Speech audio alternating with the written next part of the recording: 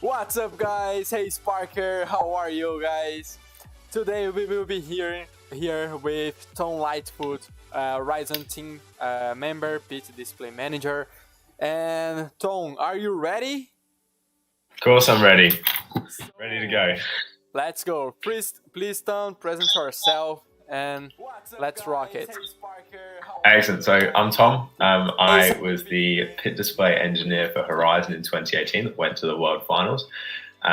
We came out of the World Finals with the fastest car, the only car to head under a second without the LERS device, from 0.997 seconds. We also won the World Finals in 2018 as well, and since then I haven't been back. I don't want to be, but I'm here today to talk to you guys about anything that I can to help you guys out in your journeys through the state level, the national level, and the World Finals as well. That is fantastic. And can you tell for us here what was your trajectory since like you joined into the project, when you get into, if it was like in the first year or in the third year? I was in the cycle of F1 in schools for 2 cycles, so 2 years. I joined first just with a group of mates from school. They were pretty keen. We had a class during our school time that we were making F1 cars, F1 in schools cars, and we just decided to join the lowest level at a state final, and from there we really enjoyed it. So we went back the next year and went to the states finals again as one of the younger development teams that we have in Australia. We've got 3 classes with the cadet level, where you pretty much build a car and make a poster about your F1 in schools car. Then you go to a cadet level where you've got quite a few restrictions on what you can do. You have a base wheel system and stuff like that. And then you move into a professional class, which you get hold of your wheel system and you've got to design that yourself. And there's a couple of more other things, and it's definitely more competitive, that professional side. But I joined in a team with 4. It was 3 at a state final competition. We won that one. There was only 4 teams at that state final competition, so we were lucky that we were just the better of those 4 teams. We then headed to the national competition in 2018. At the beginning of it, I was actually part of a different team called Perspective. We were in the development class. We ended up getting no awards throughout the whole ceremony, and then we came out second at the end of it. We were just consistently pretty average the whole way through, which is good. We were really proud of ourselves for coming second on that one. From there, Horizon were the national champions of that same competition at the national finals in Tasmania, Australia. They were looking for more team members to come in. So me and one of my other mates, Luca Mose, came from that Perspective team and joined on with Horizon. We also recruited JJ to join our team as well. And a group of 6 of us, James Gurney, James Lloyd, Luke Batches, worked our little butts off to get to the World Finals in Singapore. For the week before heading to the World Finals, we pretty much spent every minute of our day from 6 o'clock in the morning to 12 o'clock at night at school, making sure that everything's right, because it's always going to be a mad rush no matter what level of competition you'll be in. But we headed to Singapore for 2 weeks. I was involved with the pit display, so I was responsible for designing it, making sure that everyone was external companies were manufacturing everything properly, and then we had to put it together and pack it all up to send. We put them on a plane. Actually, at the end of the day, we got a really quality sponsorship with Singapore Airlines, so we put our pit display pack down so small that we could put it on the airplane itself, just with a bit of oversized luggage. So we flew that over to Singapore with us. We kept it in the car as we were driving through Singapore. Those seatbelts, we have to have seatbelts in Australia, so that was a bit weird that we didn't have to wear seatbelts in Singapore with a large luggage behind us and everything like that. We set our pit display up in an hour 50, which we were pretty happy with, just to make it all look proper and everything like that. If you haven't seen a picture of the pit display, I reckon you could probably find it online somewhere. Not as flash as Infinitude's, but ours cost, a lot less money. A lot of it was a home job as well, so we were access to laser printers, laser cutters, 3D printers, everything like that. So we did most of our work in-house and for a very, very cheap price, and it still looked pretty good. Out of the 60 points available, we were given 56.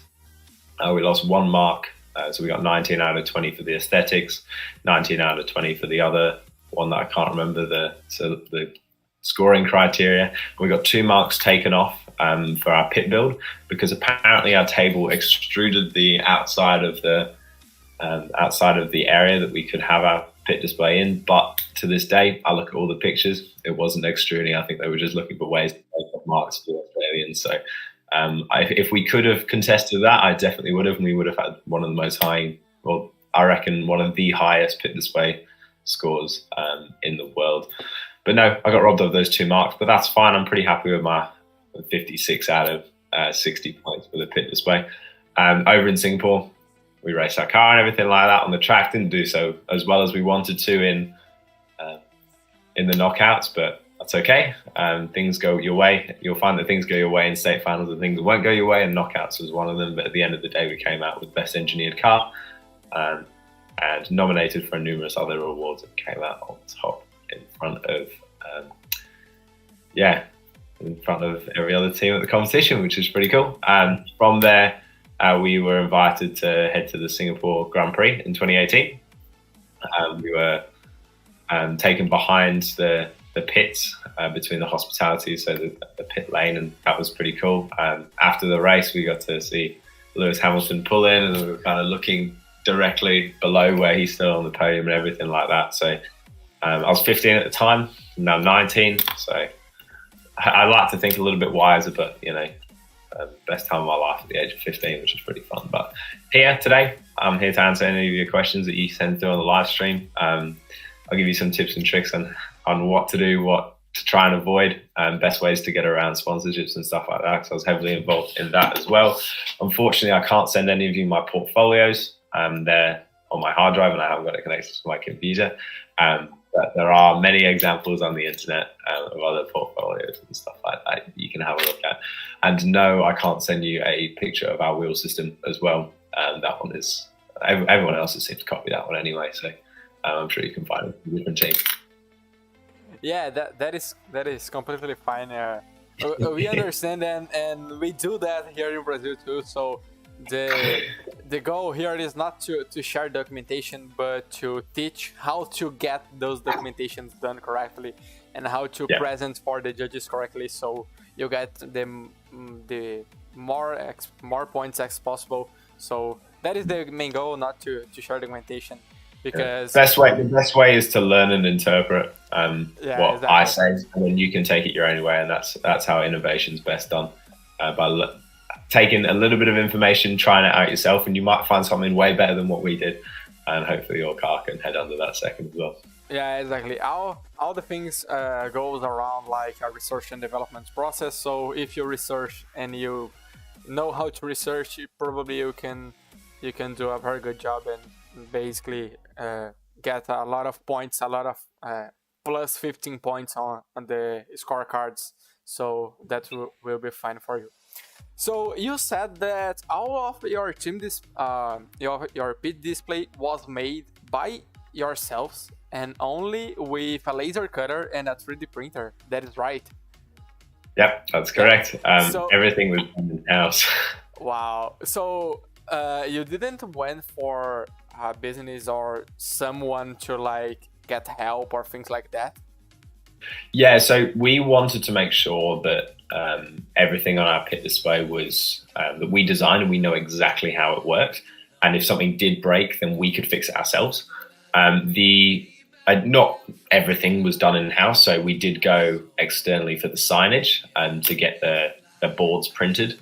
So the back plate of the displays and the front panel and everything like that. But everything else, we pretty much did ourselves. All the presentations, all the wiring, the electronics. We had an exploded display of our, like a real life exploded view of our car. We did that all ourselves in-house, and we were lucky enough that one of the teachers is very good at electronics. So he helped me out with that one, trying to make everything. But some of the advantages of doing it yourself is that you know exactly what goes into it. You can explain it all day, every day. For our design, we went for aluminium extrusion.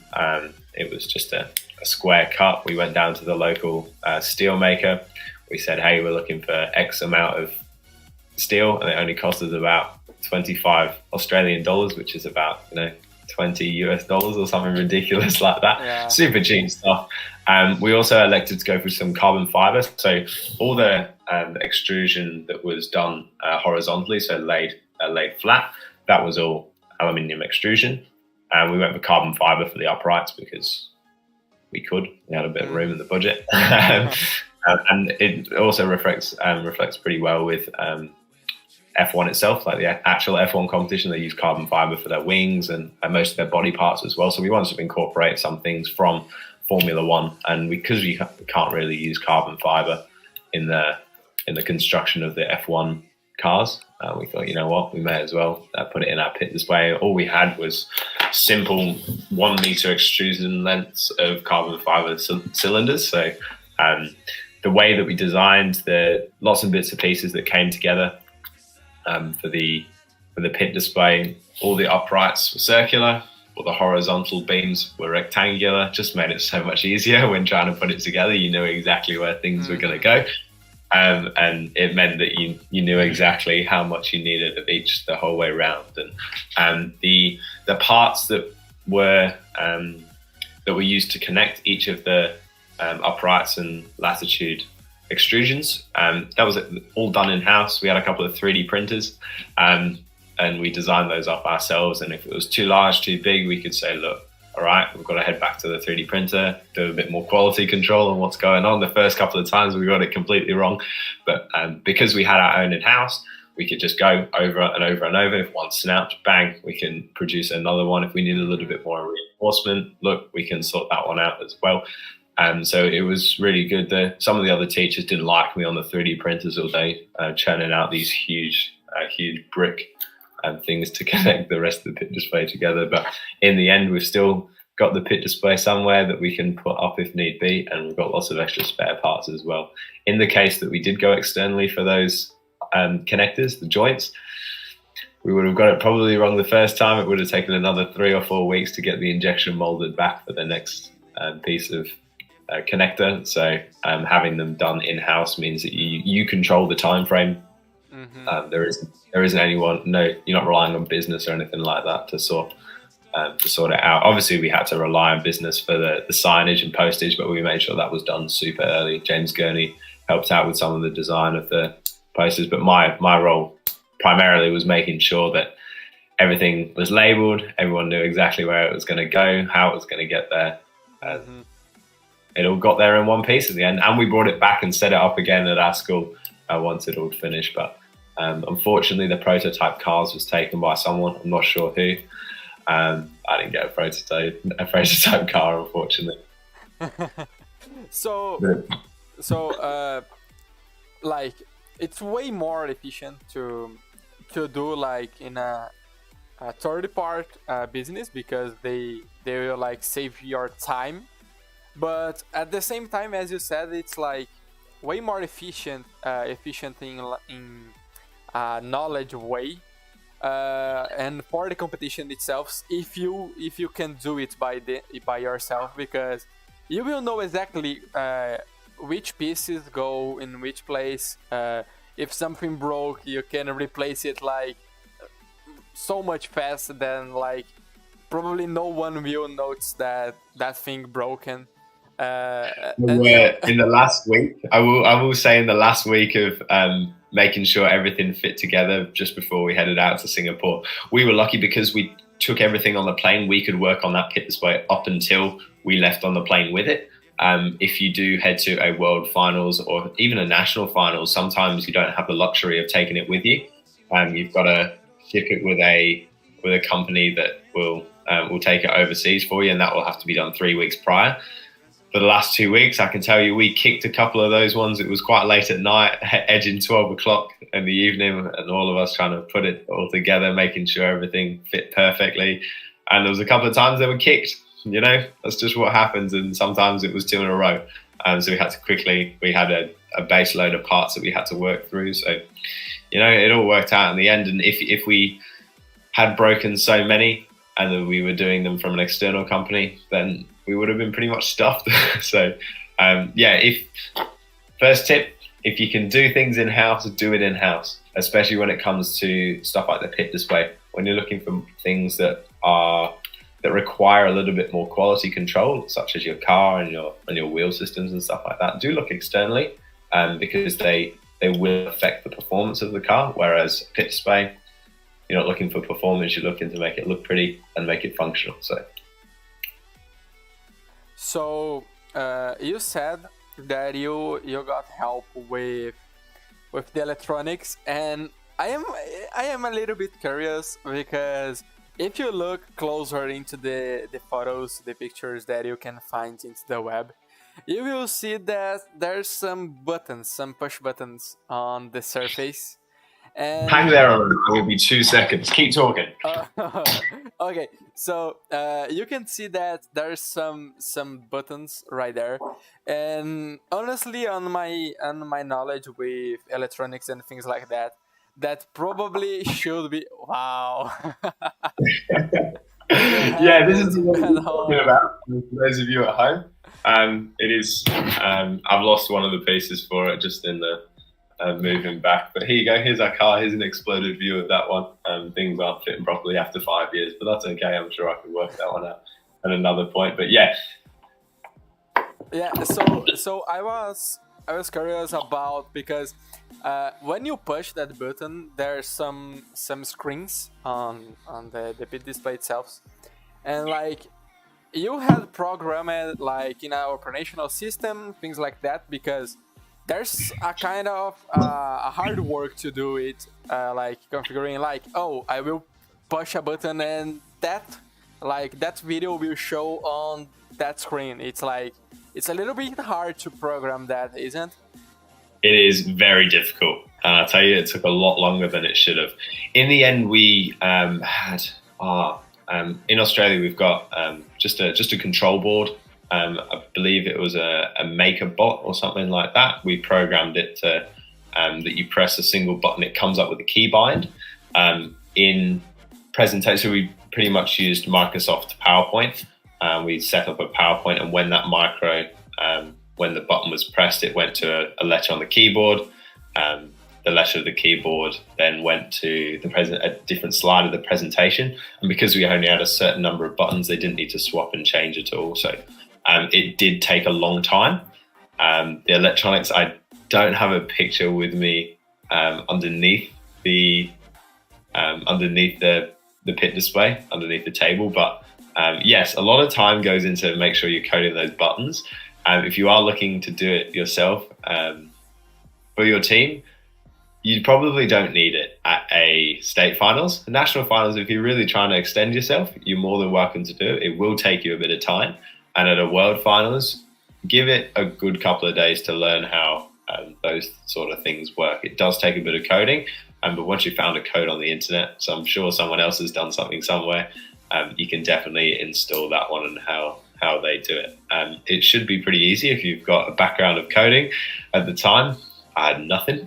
So it did take me and a couple of my other team members a little bit of time to make sure that one was all good. It does take, you just got to look at it and take it by steps. When you're doing small things like that, like the buttons on our pit display or the buttons on this one here, I'll give you a bit of a show and tell of how much wiring goes under this one here. So the sequence of this was all the buttons lined up down the bottom. You could press one of the buttons and a light and an LED is just stuck underneath this acrylic board here. This is all just made in-house. We had a piece of acrylic, we heat bent it and then laser cut sides for it and slapped those ones on. It came together quite well in the end. The electronics underneath, I'll just point the camera up a little bit. Bit of a mess down there.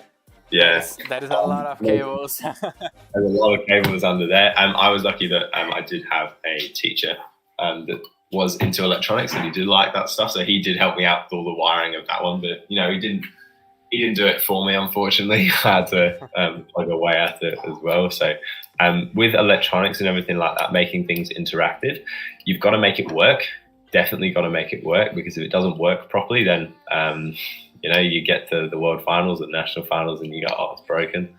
And it's, you know, it's good that you've thought about it, but you're really looking to get one of the best pit displays in the world. Everything has to be working properly.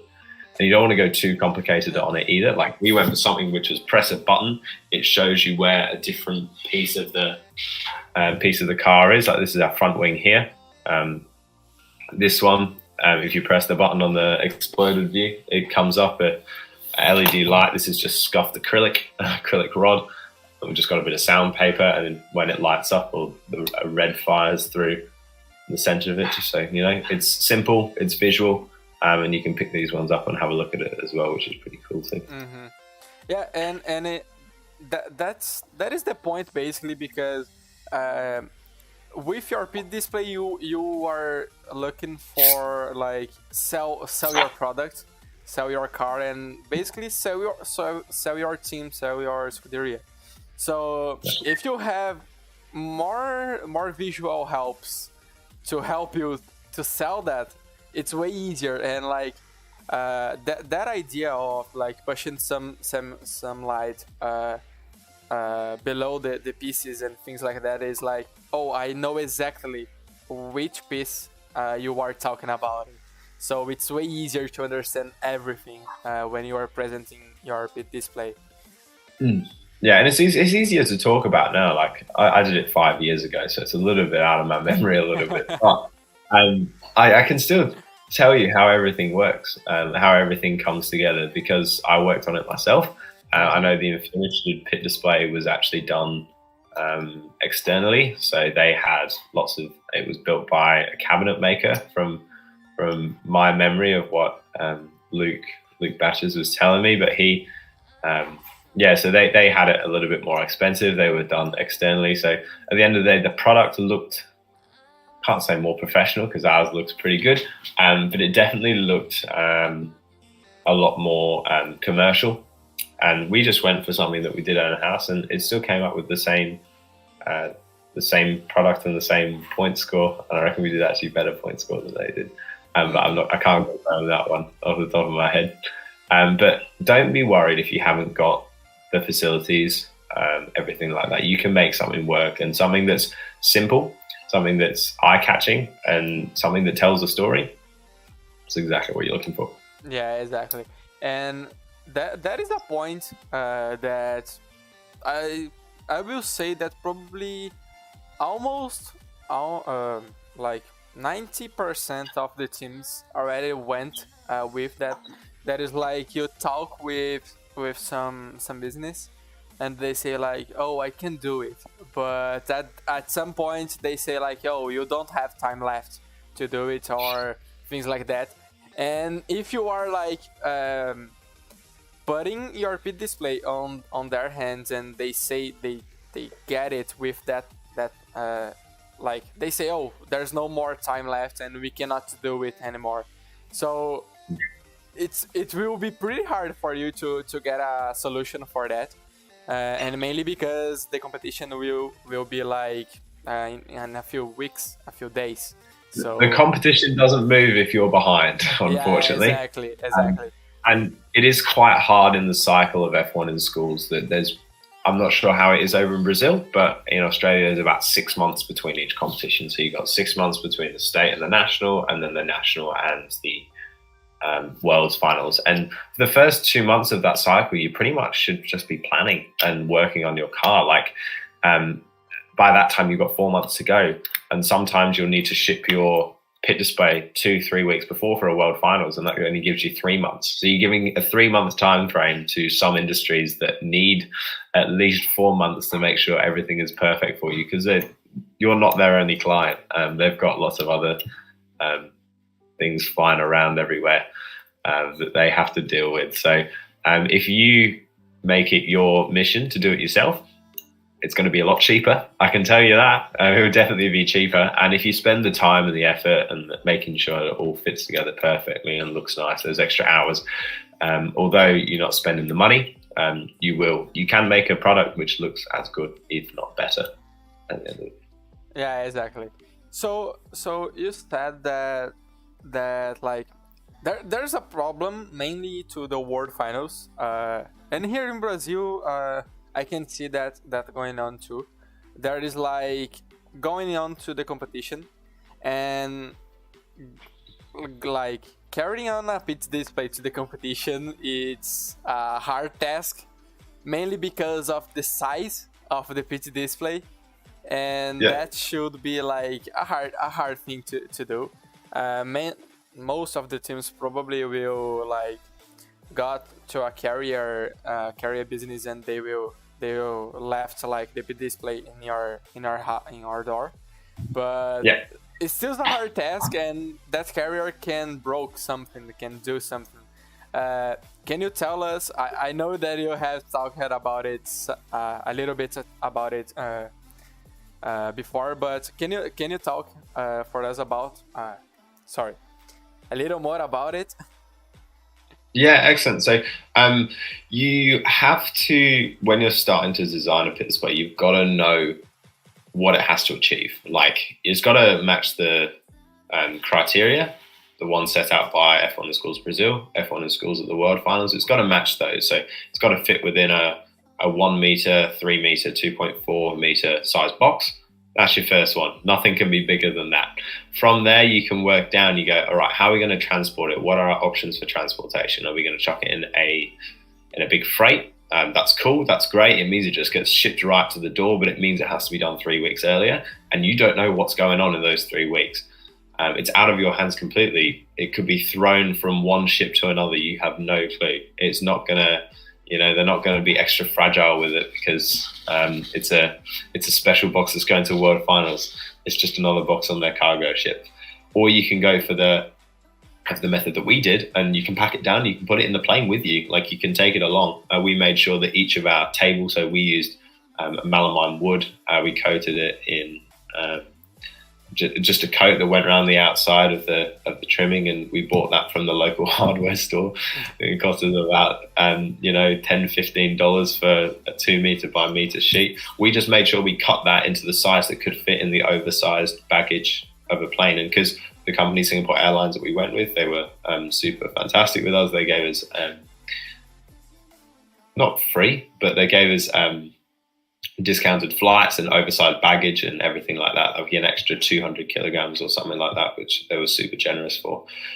We were able to just make sure each piece that we had fit inside the requirements for oversized baggage, and then we kind of went with that. And sometimes, although it means that you'll have lots of smaller pieces, at the end of the day, you will know exactly where it goes with you.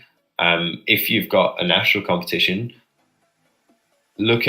don't use freight. If you can drive from wherever you are to wherever you have to be, if it's like a 6-7 hour drive, you can hire a trailer if that's your thing. With that trailer, you just got to make sure that any part of your pit display fits inside the trailer. Maybe do some pre-calculations on how thick your things are going to be. And you pretty much design your pit display around how you can transport it.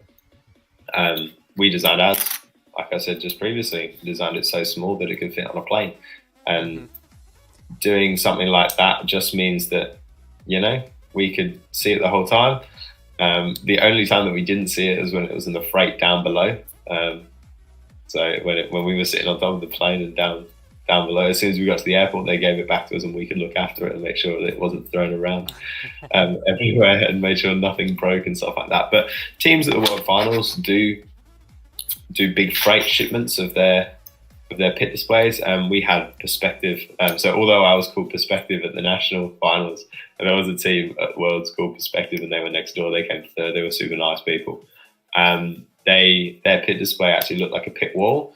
It just came in a freight box. They opened up the freight box, they pushed it in there, and that was their pit display. That's cool. That worked for them. Super easy. It was a little bit different. I think they had to take 2 flights to Singapore in the end. So it would have been a little bit more difficult. I'm not sure how it would be for those of you heading to the World Finals this year in the UK, whether you can go straight from your city to London or Heathrow or something like that. In Australia, we were super lucky that we only had 1 flight, dead easy. It's only a 6-7 hour flight, and we could just chuck it on once, and that was it. And so before designing your pit display, you just got to make sure that you know exactly all the requirements for shipping it and all the requirements to get all the points at the end of the day, because that's the job. Just get as many points as you possibly can. If something's broken, you're not going to get the points. If a shipment is late, you're not going to get those points. So you just want to make sure that you've got control of everything that you can be. And there has been instances in the past where pit displays have been created and they were a little bit too large. Mm-hmm. So teams have spent the extra time. I believe it's a 5-point deduction every hour that you work on your pit display or something like that. But teams do come to the World Finals, find out their pit display is too large. And the reason for it is because they haven't designed the pit display how large it needs to be. You've got to make sure you're always looking for tolerance. So if it is 2.4 meters wide, meters tall, maybe just make it 2.3 and a half. If it is a meter out in width, then make it 95 centimeters or something like that. Or, because the judges are going to come along, try and pull that tabletop forwards and try and take some points off you if they can. And they're looking to separate the best teams at the top. Exactly. So they will find any small excuse for those ones, especially if you're a team that's looking at being very good. Yeah. Yes, for us here in Brazil, you have talked about the trips. Here in Brazil, at least for us that will be going to UK, that should be 2 flights. So we go from our cities to São Paulo, a bigger one, gets to the international and goes on to UK. So there's one more step that can be like that you can bring that can happen, something that can brings like your scorecard a little below than you have expected, but as you said, there's nothing that we can do during this process, just like taking care, putting like protections around it all. But yeah, lots of bubble wrap to work, hard containers. So you've got we actually just bought some really cheap wood from the local store, and all of our posters flattened down into just a box. We made sure those posters weren't larger than the side of their need to be. We just put a piece of wood on one side, a piece of wood on the other side, screwed them in, clamped them in. That was it. That's how we sent our posters over to the World Finals.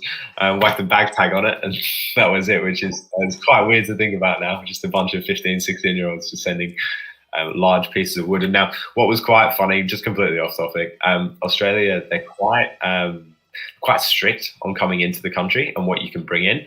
And we had large tabletops of wood. They do not like wood coming into the country. So we got pulled over as we were heading back into the country, and they asked the questions where we got this large pieces of wood from. So luckily we bought them in Australia, so they didn't take it off us. But even if they did take it off us, we could go to the local store, pay for another $50 worth of melamine tabletop, and there we go. Easy fix. We didn't have to go to another company or anything like that to sort out another piece of wood. Obviously, with our signage, if that would have been damaged, then we would have needed to. We just had to take extra care with that one and just make sure that everything fitted together. And we used bike boxes as well, to have bikes, new road bikes, and they come in large boxes before they get assembled at a bicycle shop. And we stole a couple of we went to the local bicycle shop, stole a couple of those boxes that new bikes come in, and that's how we transported the bottom frame of our tabletop and also our tabletop as well. So you can be creative with it. There isn't a rule book on how these ones work. You just got to know the limits of who you're flying with. And then in your case, Kevin, you've got to take 2 flights. You just got to make sure that all your stuff fits on the smaller flight, because I know that rules do change between international and domestic flights. So you just got to make sure, if you are looking to just take it over, that you've got everything that can fit on just the small one, on the domestic flight. And even if you went for, we're just going to transport it domestically to the airport, and then we'll pick it up from the airport and fly it over. That could be another situation that you could go for. And it's just, you've just got to think of lots of different ways you can do it, and then you can choose the best way that you think, and then you just got to make sure that everything fits inside that criteria. Nothing's going to break when you're heading over there. Yeah, and so I don't know if you have read the new rules of PC display, but there's a little topic that can be like harder, can difficult this process that you had explained right now. That should be like the pitch display entirely should be in 6 pieces maximum. So, oh, really? Yeah. There you go. Yeah, so it's like it's way harder right now to transport in smaller ones, but as you said, be creative and try to do that. So, Because not that I'm trying to bend around the rules, but those of you listening in today, although it's coming in 6 pieces, you have a 2 hour. Is there still a 2 hour time frame to build your pit display? Yes, exactly. 2 hours. 2 hours. I was before the pit display build, we got to Singapore the day early, and Team Origin from the UK, I saw them gluing together their pit display prior to the pit build. Wow. They were already working on their pit display before it even went in there. So, although you're only allowed 6 pieces, have a think about it. What can you do prior to that? So maybe you could ship it over in lots of different pieces, and then you could find a way to assemble half of it in your hotel. As long as it comes down and you don't start building it in the room prior to it, then I don't see an issue with it. We actually made our consoles, so the bits that rested on top of the table with the screens and everything, we made them the night before in the bedroom that we had in the in the space in the hotel. We took them out the bags because we have control of it. If you ship it over, you get it as it comes in the box downstairs or wherever your auditorium is. Whereas when we shipped it over, we had complete control. So we brought it over, we took it into our rooms, and we could start working on it a little bit earlier. I can say this 5 years later now. But you can, if you take it over yourself and you're only allowed 6 different pieces. I haven't read the rules this year, I'm going to be totally honest with you. Then why don't you make 6 pieces that you can take downstairs with you? You look at the restrictions of that one, you got to make sure that it fits through a door. Yeah, exactly. And it's like, it's some kind of interpretation of the rule books, because it says definitely. Like in the competition you should have 6 pieces. So Yeah. if you arrive days before, and assembly is small, it's like you send it like pre-assembled, and just in a few days before the competition, after you have shipped it out, you can assemble those 6 parts, and there you go. You have 6 parts on the competition. That's really cheeky, guys. If you're listening in, you've definitely learned something today. It's all about interpretation. You're right, Kevin. I'll give you an example of interpretation. So this is our front wing of our car. Generally, people's front wings, you've got to have a wingspan. I'm not completely up with the rules at the moment. You've got to have a wingspan of a certain length. It's got to have a chord length and have a thickness on those as well. Many teams go for the wings to be down here. So just down below, just in front of the wheel will be sitting around here. Can you put the wings a little bit on top, because it's like it's cutting your hand. So this is where we went for the interpretation of the rules. This piece along the top, this is our wingspan, 40 millimeters wide, 3.1 millimeters thick, and it had a chord length of what we required it to be. Just this one here. Now these parts down below, that's not our wing. That's an aerofoil. We define that aerofoil, not as our wing. So many teams do go for the wings down here. I'm not sure how they've changed the rules. So I believe one of the rules also was it had to be below the center line of the wheel, and there couldn't be anything above that. So we actually chose our wings to be completely above it, rather than down below. And so we worked around the rules that way. At the national finals, there was an exclusion zone behind the front wheel. It said that it couldn't be directly behind the front wheel when viewed from the top. So if you view it from the side, we actually had a piece of material which blocked off the side. You'd probably have a look online. You can find something a little bit like that. But we interpreted the rules something a little bit differently. And that way you can kind of get around and make things a little bit faster. Don't spend all your time trying to interpret the rules a different way to make your car look cool. It's got to have a meaningful advantage for trying to interpret the rules this way. And for us, it worked so much better. We could have a wing up the top, which had little to no air resistance, and it didn't increase, only slightly increased the frontal area of the car.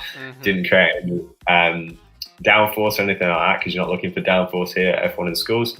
And we had these aerofoils here, which were much more efficient of diverting the air around the wheel than it would if we were to have one of the normal wings. So that's why we elected to interpret the rules a little bit differently for our front wing, and went for the aerofoils down below and then the wings on top. And I know teams have copied that in recent years, and they don't. And sometimes they don't know why they've done it. And that's why we did it ourselves. We did the research into it.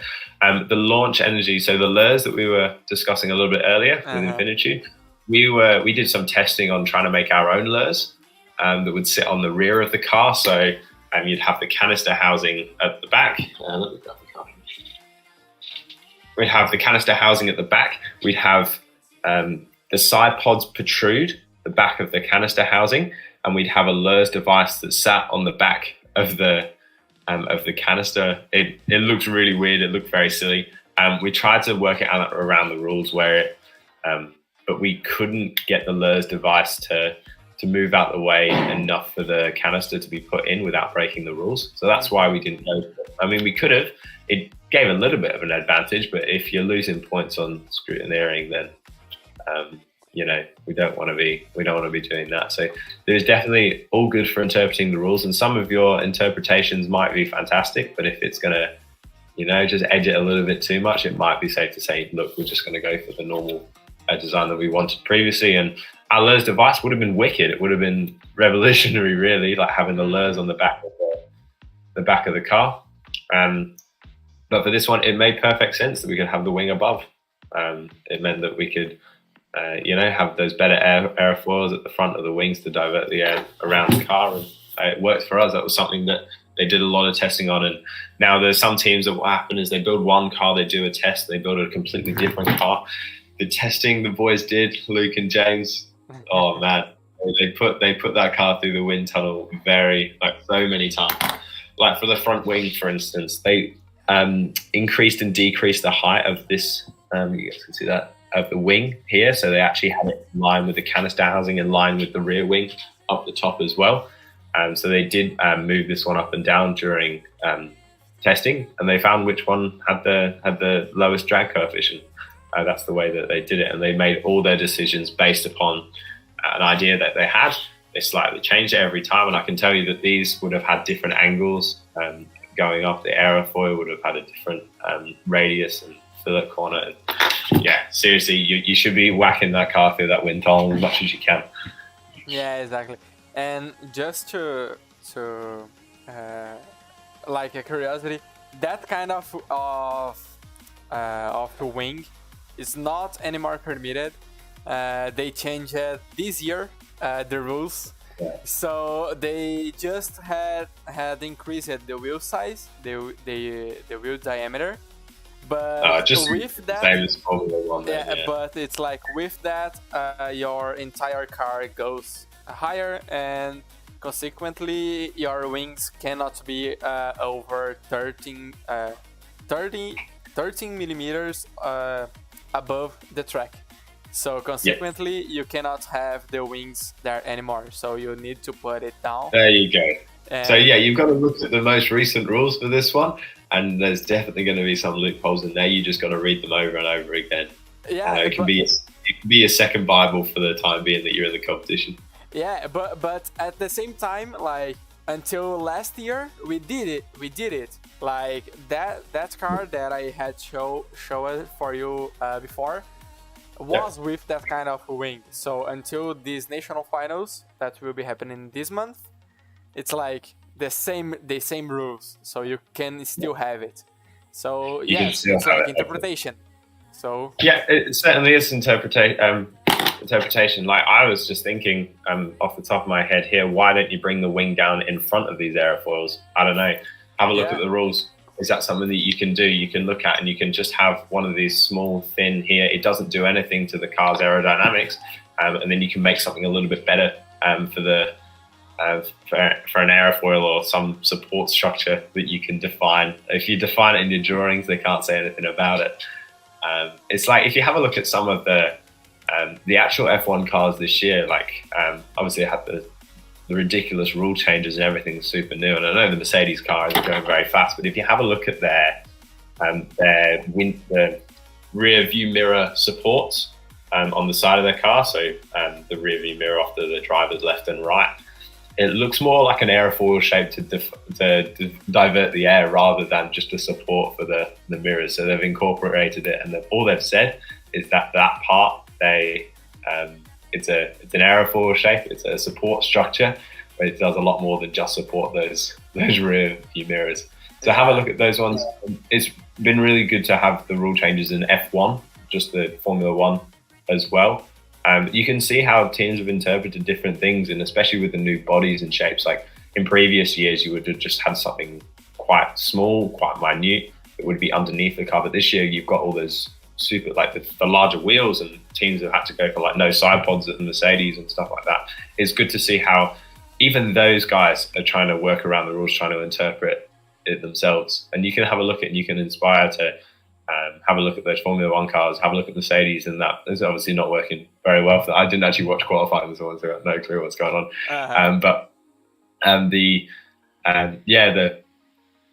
Just the support structure, they call it a support structure. It's obviously doing a lot more than that, and why can't you do that in your F1 car? Just got to make sure it's within the rules.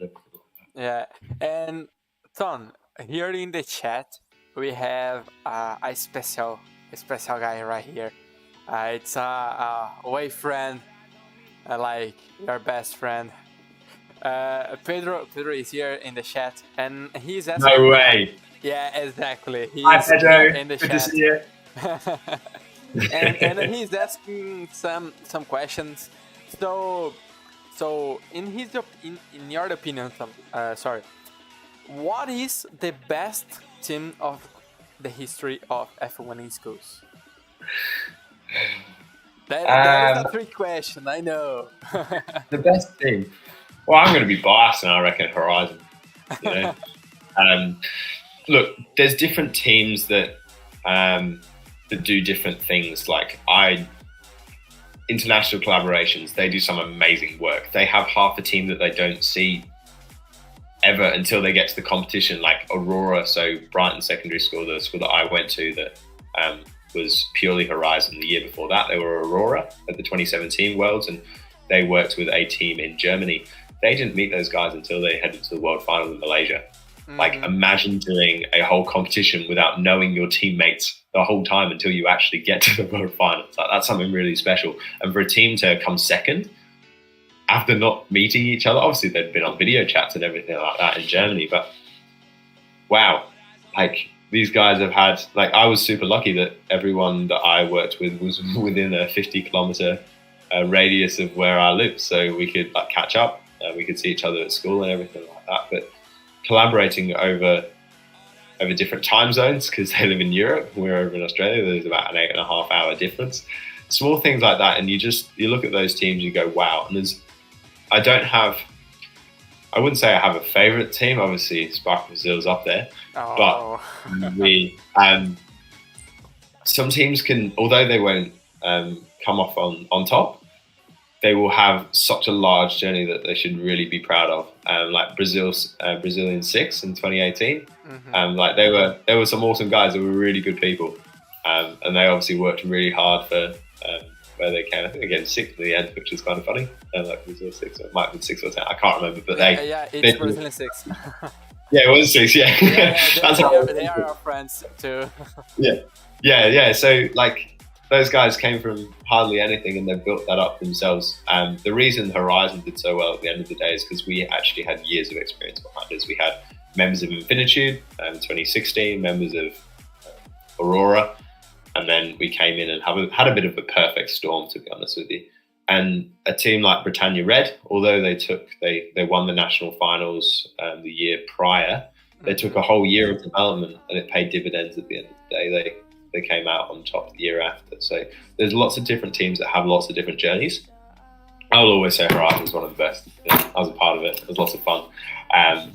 But it is good to for the journey of everyone else, because although you might not come on top, it might not go your way at the end of the day. Something might go wrong. Your team's car might snap off. Like I know when we went to the World Finals in 2018, there was this Brazilian team that one of their team members couldn't come because he had to go to college or something like that, and they wouldn't let him take the time off his college to head to the World Finals. So they bought a cardboard cutout of him, like a life-size cardboard picture of him. They took him everywhere. Like we saw them at the track a couple of days after the competition. They still took him with them.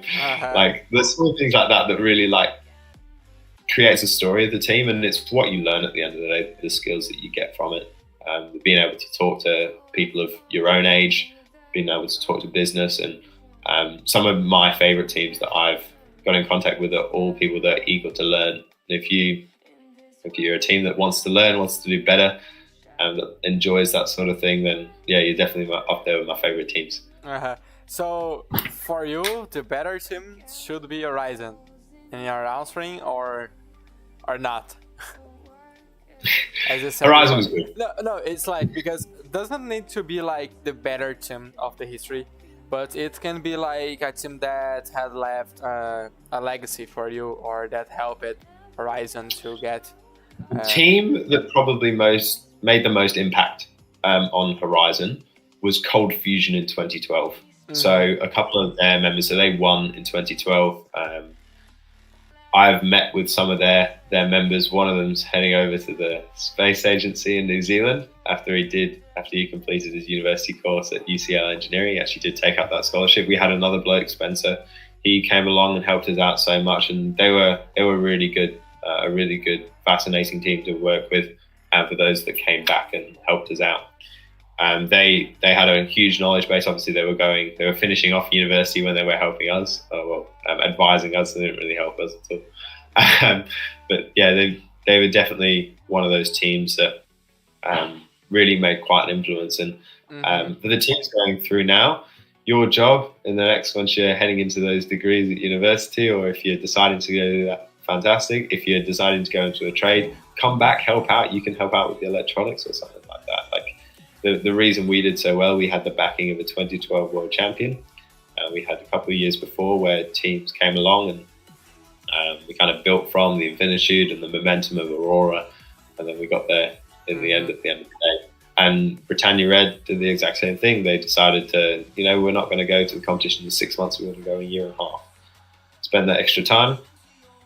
They did quite well at the World Finals, didn't they? Yeah. So yeah, it's based on the experience and know-how of the entire generation, basically, of F1. Yeah, and that's obviously, like F1 in schools has been around for probably edging about 20 years now. So you've got 20 years of competitors that can help you out, that have been through it, and it's always good to be talking to those people that have completed it, because they know the things to do, they know the things not to do. Exactly. If I look back, I would say that I don't think we changed too much. We probably would have worked a little bit more at the start, but everyone says that at the end of the day. We should have done some more work earlier, and it wasn't as much of a man rush as I've heard other teams have been. But you learn from those mistakes. Infinitude I reckon, were still putting their cars together the morning of, handing their cars off. So small things like that.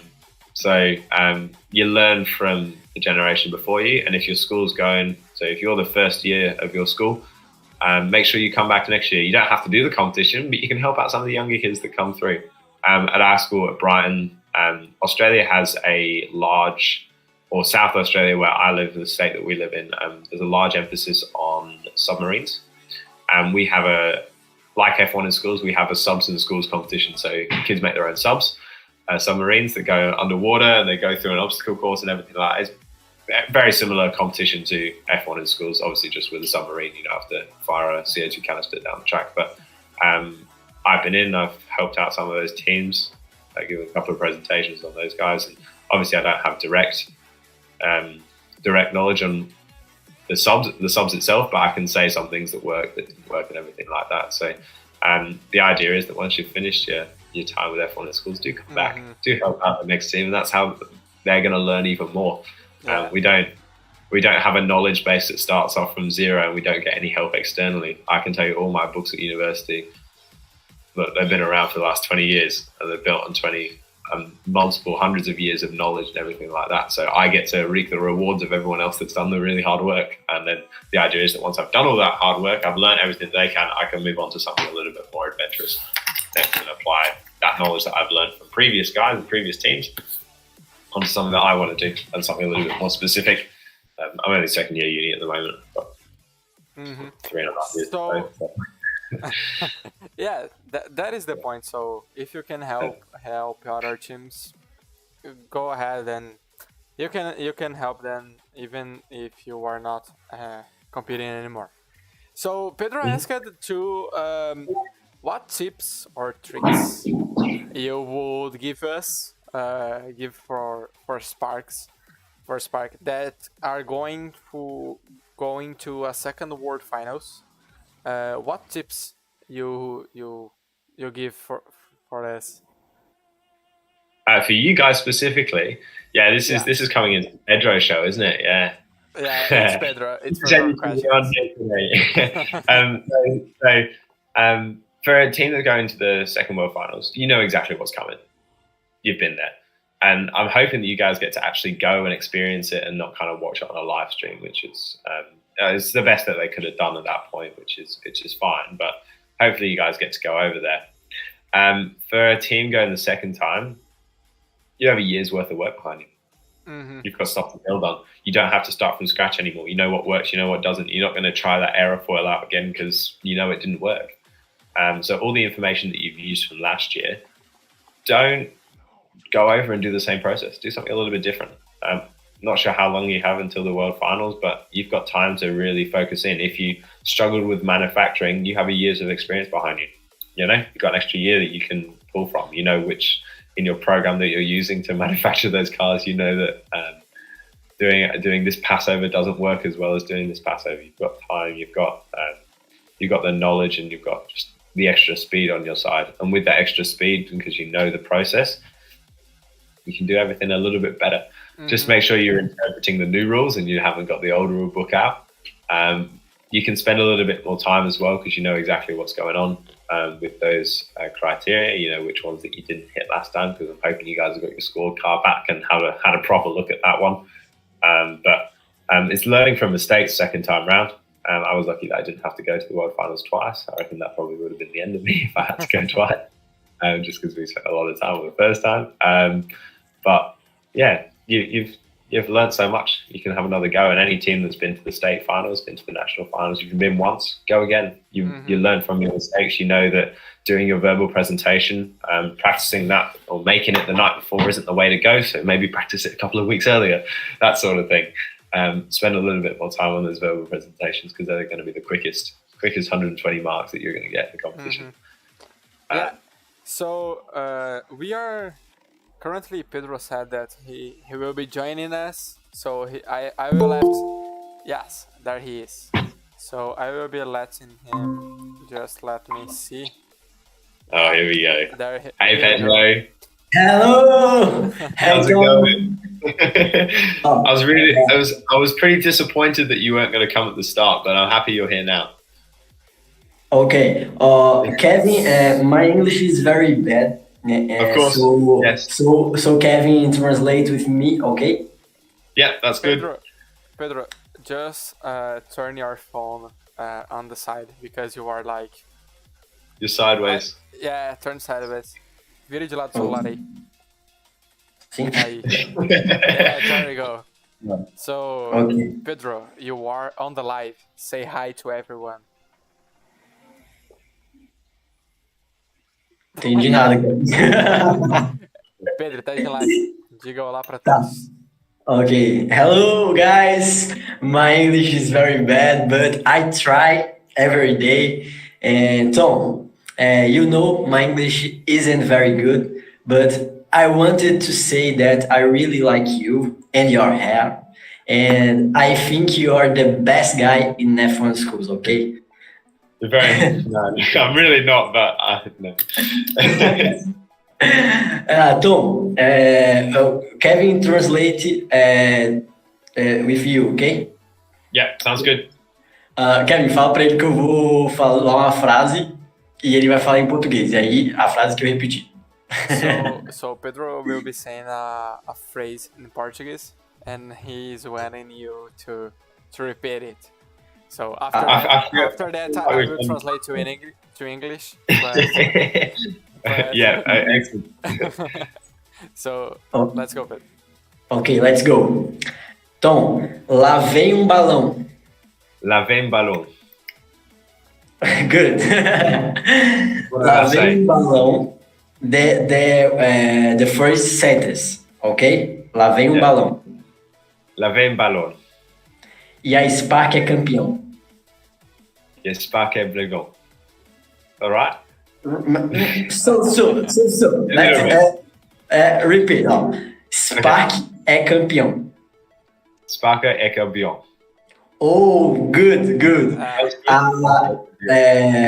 Lá vem um balão, a Spark é campeão. Nah, I lost that one.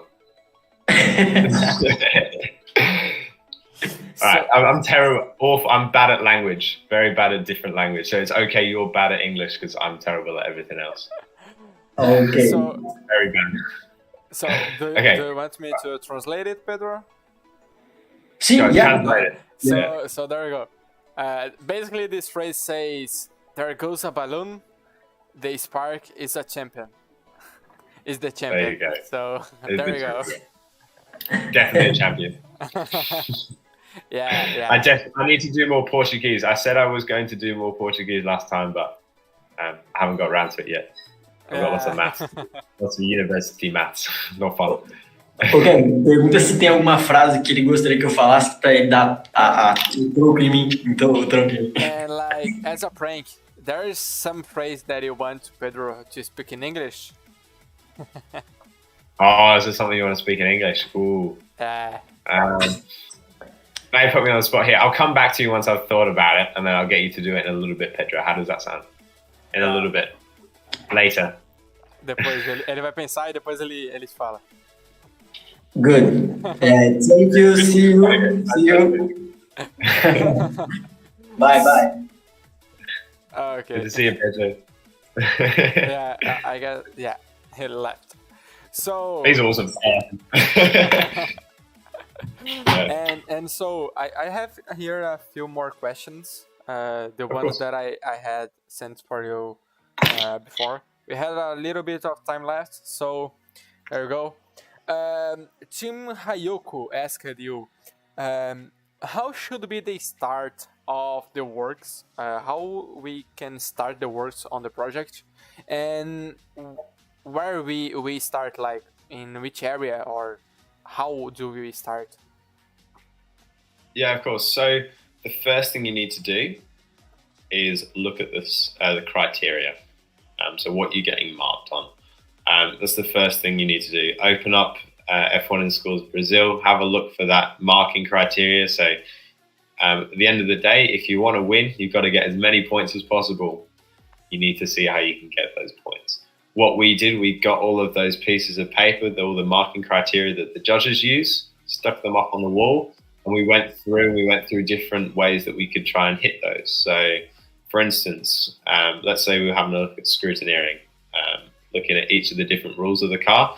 Do we match this? Yes. How are we going to match this? Okay, cool. Look at the pit display. We had a look at how we're going to make it aesthetic. We're going to make it nice and simple. We're going to do this. We're going to try and implement this idea. The first thing you've got to do, sit down, read the rules, and have a look at the marking criteria.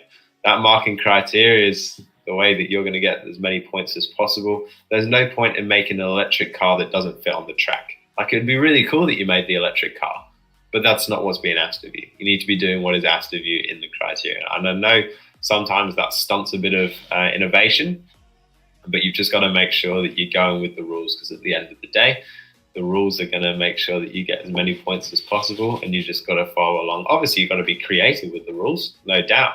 But the first things first is making sure that you know exactly how to get the points that are on the score sheet. The idea is that it's left relatively open, especially for the portfolios. It says business collaboration. You collaborated with businesses. Cool. So how are you going to collaborate with people and industry? What Spark was doing here, perfect.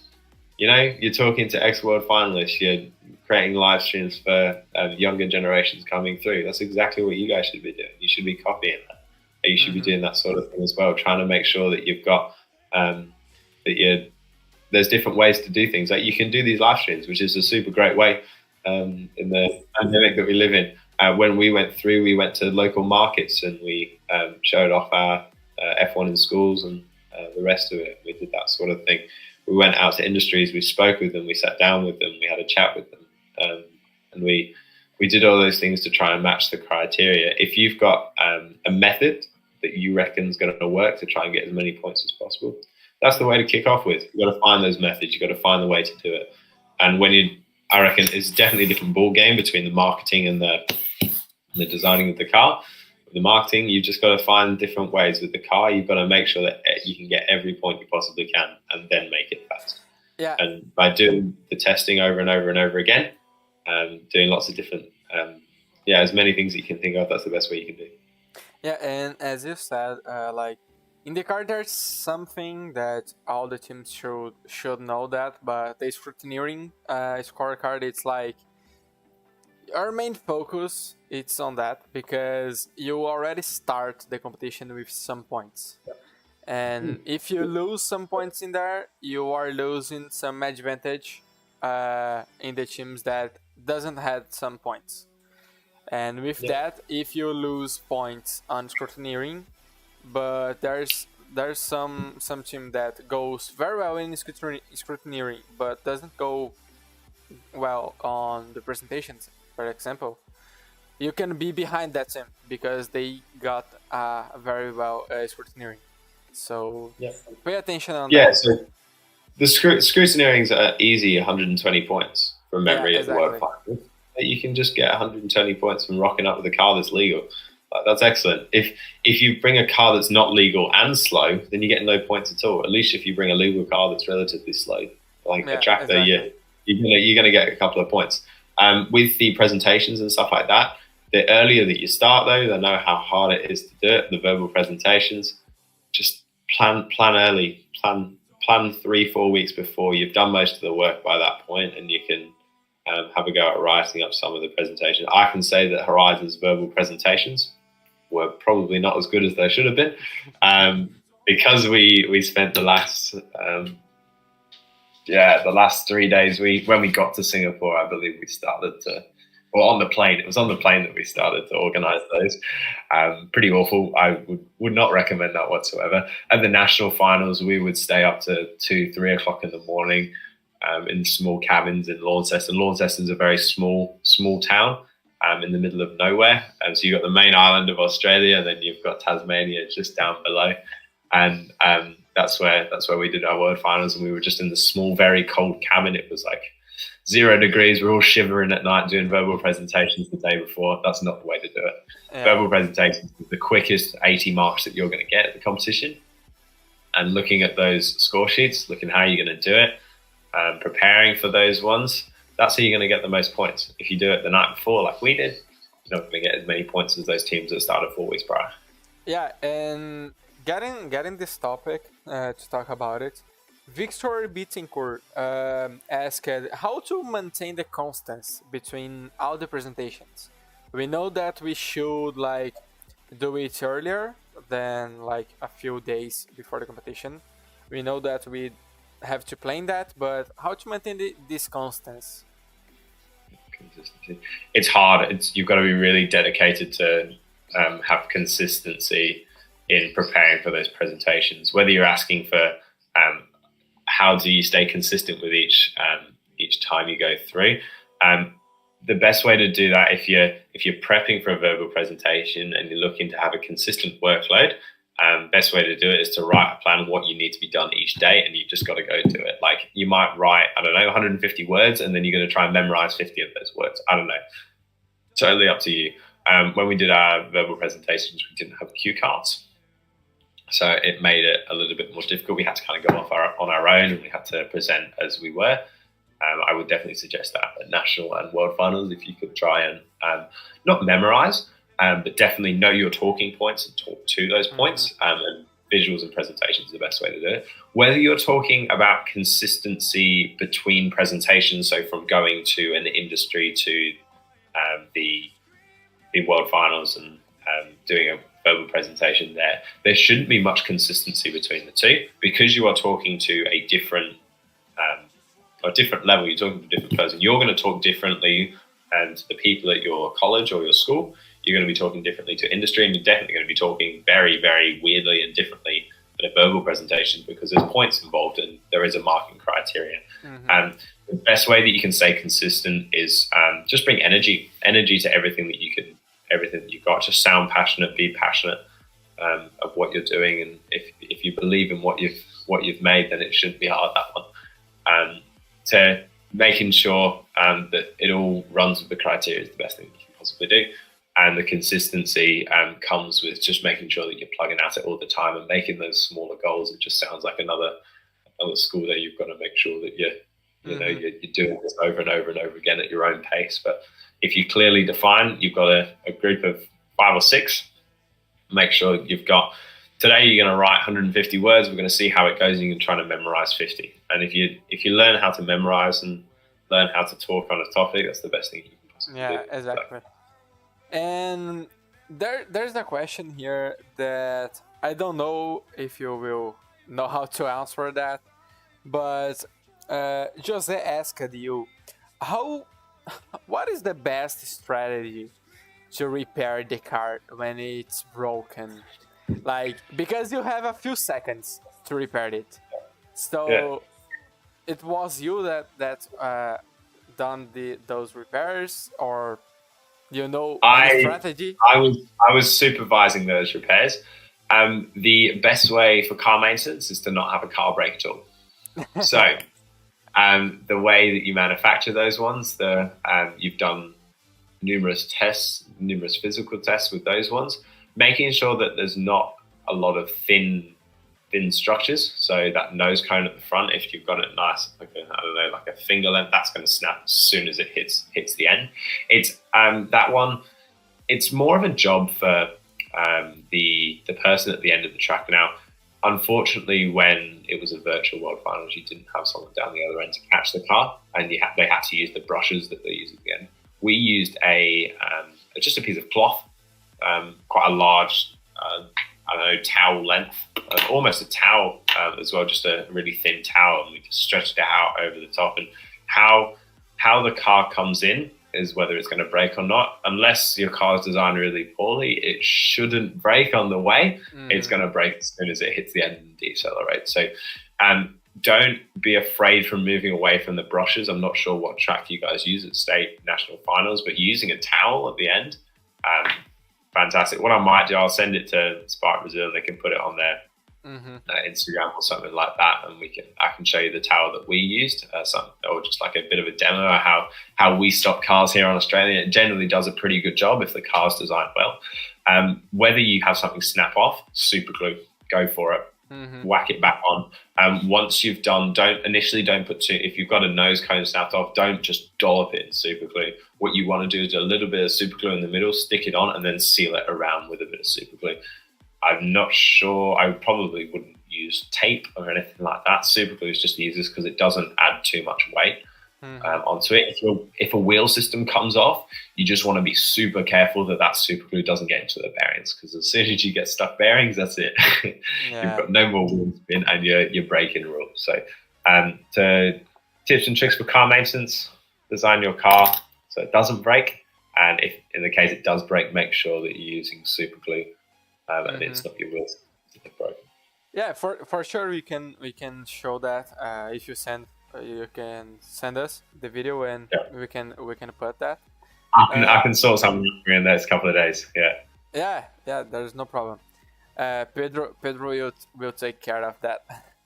And also Pedro here asked you, and more to conclude entirely, and I guess that we already have talked about it during the entire live.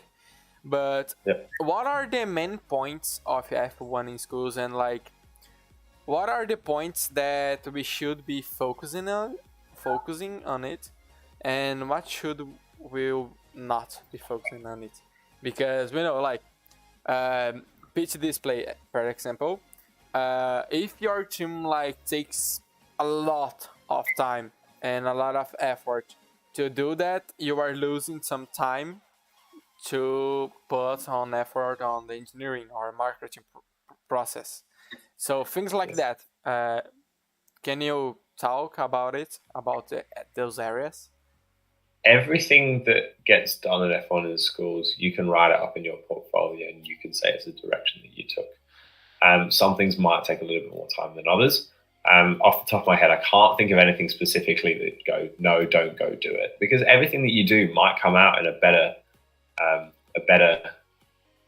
way than you thought it was going to. So spending that extra time to make sure everything's spending the extra time, you might think of a different way to do it next time, and that's great. It means you can come back next year and you can use that method instead of the previous one. I would, if we're talking about car design, I'd just make sure that you don't get fixated on one design. Have a think of other things that you can do. Start bending the rules a little bit, making sure you're interpreting them in a different way. Sometimes what you get is a base car, and then you try and change the car, and because your CAD model is not very malleable, you can't change it very well. You've got to, you just end up fighting with the software more than you actually doing any good. So having a go at just designing a brand new car, go for it. Have another go. Just do like mock drafts and stuff, and make sure that it is changeable, that you can change, like I mentioned earlier, just changing those wing heights above and see how that changes the dimensions and the drag coefficient and everything like that. So with industry, don't waste your time sending emails. If you can go see people and go find sponsorships and stuff yourself, go into the company, go meet people, make sure you get their number and you get their information, their email and stuff like that, so you can bombard them with it afterwards. We spent a day, I can tell you we probably wasted a day here in Adelaide. We went around our central business district, and we went to lots of different companies. We went in, gave them a prospectus, this, that, the other, and we came out with hardly anything, nothing at all. So we learned from that, and we said, all right, if we're going somewhere again, we need to take a name and number, someone that we can contact. Going in and seeing them, if you send a cold email, no one's going to get back to you. Yeah. They're not going to get back to you, unfortunately. I can tell you my inbox now, there's about 60 emails that are unread, and I can't be bothered to go through it. And there's exactly the same industry. Go in, see them, get a phone number, call them. That's the best thing that you can do. Don't waste your time just sending off emails. If that's the best thing that you can do, then go for it. You just got to send off some emails if that's the best that you can do. But making sure that you're talking over the phone, getting those live streams going, face-to-face, I find that once you made a connection with someone, once you can put a name to face, it's a lot easier to try and wrangle some money out of them. Yeah, I guess those are mainly the main topics. It's like, if you had a good prospection of some kind of sponsors, and if you have a good design process of your car, you are like half of your scorecard should be like done. I don't mean to that you will get those points, but you like you are on the road to get those points. Yeah, you're on the right track. You're increasing on the right track, exactly. Yeah, perfect. Those are the words. You're right. You are. You're making sure that you're trying to hit those points, and obviously there's going to be two sides of the competition. You need the money to go and do those things and get everything that you need to, and making sure that you're doing as much as you can in house is the best way to do that, and material sponsorships and stuff. But you will need a bit of money for travel. So the best way to do and go find that money, although it's not going to be directly on your portfolio, you can maybe talk about the process of it. You can say that you went to these industries and they said no, and we learned from the emails are not going to work, and we've got to go in and see those sort of things. So, you just got to go in face to face, and you can talk about if something fails, talk about it in your portfolio. You get some points for like reflection and everything like that. So. Yeah, guys, I guess. I guess that's it. I don't know if there is some more questions right here. I guess Seriously, if that, any of you watching the live stream, if you want to fire me a question, I can do my best to help out. I like helping you guys out. That's why I did the competition and why I like helping out the new guys coming through. So if you have any questions, no, I cannot send you my portfolio, but I can give you a couple of tips and tricks on what we did. Exactly. If you are going to ask Tom to give you their portfolios, don't ask. Don't ask because you already know the answer, and the answer will be no. I mean, you can try. I might send you, I don't know, a couple of gifts or something like that, something a bit funny. But I'll send you a picture of the Haas car last year, and then you can learn what to do. Yeah, but everything, but not the portfolios. Everything but not the portfolios. I can help you out with anything. If you're struggling with, if you do use Autodesk Fusion 360, I can help you out a little bit with that. If you have issues with Inventor, I've done bits and pieces with that. And CATIA, nobody uses CATIA anymore, but if you're still trying to fight with that program there, I can help you out with those ones as well if you're a little bit stuck. With the manufacturing side, I'm pretty useless. Get in contact with James Gurney. You'll find him through Horizon. He's the best guy to help you out with that. And I know he loves emails from you guys and messages, so he'll definitely get responded to you. Yeah, so that's it. Thank you very much for your time, Tom. For sure, no problems. Thanks for having me on. Yeah, exactly. And for sure, all the tips that you have talked here, it's of great help for all the teams, even for us that has a lot of experience behind us. And it is a lot of work. So yeah, to the teams that are watching and the people that are watching it is a lot of work, but it is very rewarding at the end of the day. So exactly. Keep plugging at it, and know you might have some late nights. It's hard to do it around schoolwork and being social and everything like that. But I can tell you, when I went to the World Finals at 15, it was the best time that I've had, and I don't think I can top that for a very long time. So keep plugging away at it, keep doing your best, ask questions, just spend those extra hours are definitely going to pay dividends at the end of the day when you're heading to the World Finals or you're heading to the national finals. You just want to do the best that you can. So the more you ask questions, the more time you put in it, the more you'll get out of it. Exactly. So if you ask questions, you are researching more, you are getting more knowledge, and with that you can get more better products, better portfolios, better things to show to the judges in the competitions day. So that's it. Thank you for everyone present here. There's something that you want to talk more, Tom? Or, no, I'm happy. I've got to get to work soon. Sunday morning work is terrible. Exactly. So that's it, guys. Thank you very much for your presence, and see you soon in the next Spark with Champions. Bye-bye. Cheers, and have a